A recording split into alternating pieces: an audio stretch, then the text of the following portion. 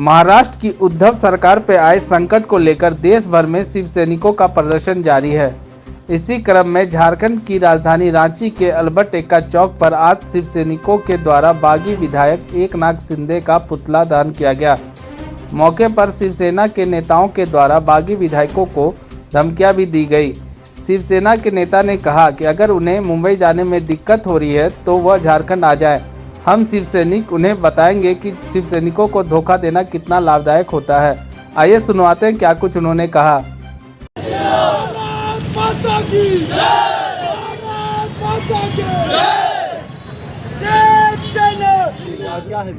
आज शिवसेना झारखंड राज्य की ओर से अल्बर्ट एक्का चौक रांची राजधानी में आज ये विरोध प्रदर्शन किया जा रहा है। शिवसेना का जो बागी नेता जो है, बागी बोलना भी हमारी तरफ से गलती होगा।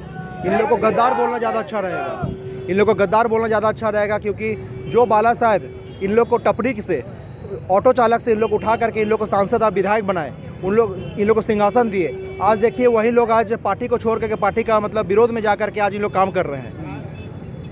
ये कोई पार्टी में आपसी विवाद होता रहता है, चाहे वो कोई संगठन हो, चाहे कोई भी पार्टी हो, वो को मायने रखता है। लेकिन अगर आप में अगर कोई बात था, आपके मन में कोई बात था, तो उस बात को आपको एक घर के अंदर में आपको एक जगह पे करना चाहिए था। आपको अपना बरंदा में, अपना आंगन में करना चाहिए था, ना कि आपको गुवाहाटी में जाकर के या सूरत में जाकर के मीडिया के सामने आकर के अपना ही संगठन का नाम खराब करना चाहिए था। उसके बाद इन लोग बोलते हैं कि इन लोग शिवसैनिक है। कहाँ से ये शिवसैनिक होंगे? जो अपना परिवार को बदनाम कर रहे हैं, जो अपने संगठन को बदनाम कर रहे हैं, वो शिवसैनिक कैसे हो सकते हैं? बाला साहब ने कहा था कि हम कभी भी कांग्रेस और सीपीआई के साथ गठबंधन नहीं करेंगे, लेकिन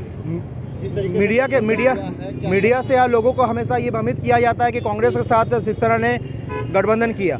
आखिर ये गठबंधन किस परिस्थिति में किया गया था, इसको भी जानने का जरूरी है। जनता को ये भी जानना चाहिए आप लोग के माध्यम से, मीडिया के माध्यम से, कि आखिर किस परिस्थिति में किया गया था। जिस समय महाराष्ट्र का, एक मिनट बोल लेते हैं, जिस समय महाराष्ट्र का ये चुनाव हुआ था, इसके पहले भी आप लोग को मालूम होगा कि महाराष्ट्र में शिवसेना और भाजपा का ही आपका गठबंधन सरकार था।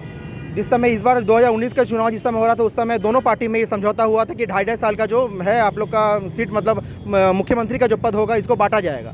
जिस समय चुनाव हो जाता, चुनाव जीतने के बाद फिर से भाजपा की तरफ से धोखा दिया जाता है। भाजपा के साथ धोखा दिया था, नहीं 5 साल वही बनेंगे। उसी में ये विवाद हुआ था। उस समय शिवसेना हट गई थी।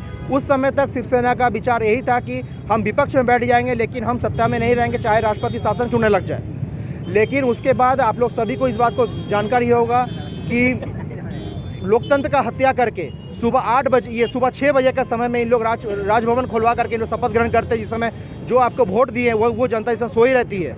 उस समय आप लोग ये एनसीपी के राष्ट्रवादी कांग्रेस के साथ आप लोग गठबंधन कर लेते हैं। जिस समय ये भाजपा की तरफ से बोला जाता है कि जो दाऊद इब्राहिम का जो परिवार के लोग हैं, उन लोग के साथ, उन लोग के पार्टी के साथ शिवसेना ने आखिर गठबंधन किया। एक मिनट, गठबंधन किया।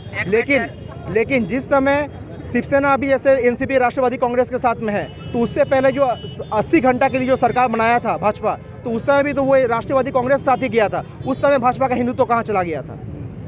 उस समय भाजपा का हिंदुत्व कहाँ चला गया था? कांग्रेस के साथ में जो शिवसेना का जो गठबंधन हुआ है, ये गठबंधन इसलिए हुआ है क्योंकि जब भाजपा आप जाकर के जब सारा लोकतंत्र को, सारा जो इतना पुराना जो रिश्ता है, उस रिश्ता को आप पूरा खत्म करने के बाद आप राष्ट्रवादी कांग्रेस के साथ आप जाके सरकार बना सकते हैं, तो हम क्यों नहीं बना सकते? क्या आपका आरोप है कि सारे विधायक बिके हुए हैं, जो भी एकदम? अभी आपको एक न्यूज़ का रिपोर्ट दिखा दे रही है। 27 तारीख का आपका रिपोर्ट है, नहीं 27 तारीख का रिपोर्ट है। इस न्यूज़ में साफ साफ इस चीज़ को लिखा गया है कि 3,000 करोड़ में सभी बागियों का आपका ये सौदा हुआ है।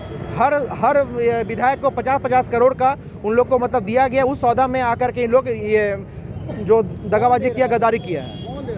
ये बात आप भी समझ सकते हैं कौन दे रहा है? भाजपा दे रहा है, भाजपा सरकार दे रही है। हमेशा हर राज्य में इन लोग खाली फूट डाल करके दूसरे पार्टी को तोड़ करके खाली अपना सत्ता का इन लोग सिंपल से आपको बात बोल देते हैं, इन लोग सत्ता के लोभी हैं। बाला साहब की जो विचारधारा रही है शुरू से हिंदुत्व वाली, कहीं ना कहीं ये अभी जो नरमी जो देखी जा रही है मीडिया के माध्यम से या फिर उनके विचारों में, उसका ये असर है क्या?